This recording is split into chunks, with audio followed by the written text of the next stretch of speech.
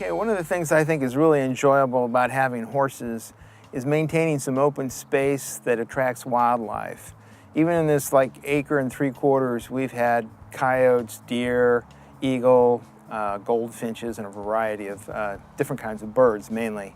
But it's really enjoyable to think that you're creating some space for them, and they're fun to watch.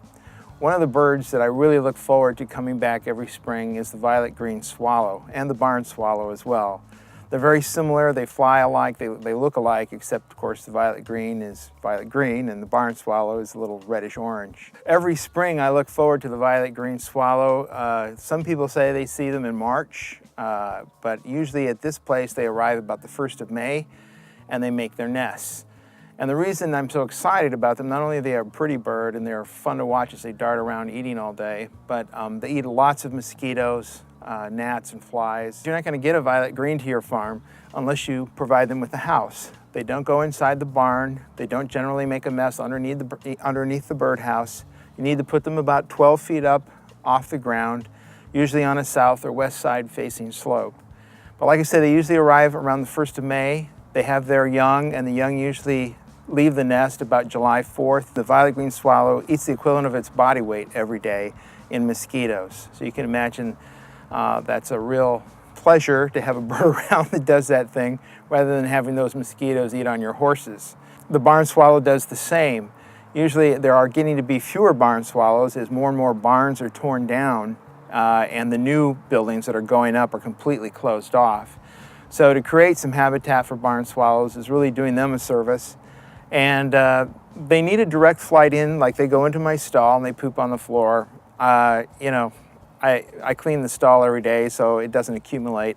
You can put a platform underneath the barn swallow nest that will collect the manure so it doesn't fall down on whatever it is you're trying to protect. Where the violet green finishes around July 4th and leaves, the barn swallow has another brood and they stick around till September. And so that's oodles of mosquitoes that disappear from your farm, and like I say, they're a lot of fun to watch.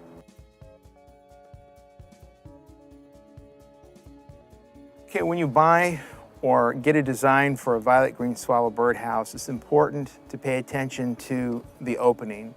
Unfortunately, sparrows that are not native to America are aggressive birds that will invade the birdhouse, destroy the eggs, and destroy the young, even if the young are there, and take over the birdhouse. So you need to have a birdhouse that has the right opening. You notice this is not circular, it's sort of oval shaped, and it's sized for the violet green swallow to keep sparrows and other things out. There's also other things you don't want to perch in the front. You don't want to perch where a predator bird like a crow or something could perch and then get inside the birdhouse. And you can put a flashing on top so that nothing can sit on top of the birdhouse and lean over and try to get in. But definitely pay attention to the design and the opening for violet green swallows. There's also bats. I have a bat house on the south side of my barn. Usually you want bat houses, again, on the south side or west side of the building because you want the bat house to be warm during the day. They have to have a water source nearby, but if you should attract bats, they eat 500 to 1,000 mosquitoes an hour and usually feed about 8 hours a night. So that's, again, a ton of mosquitoes that disappear from your farm.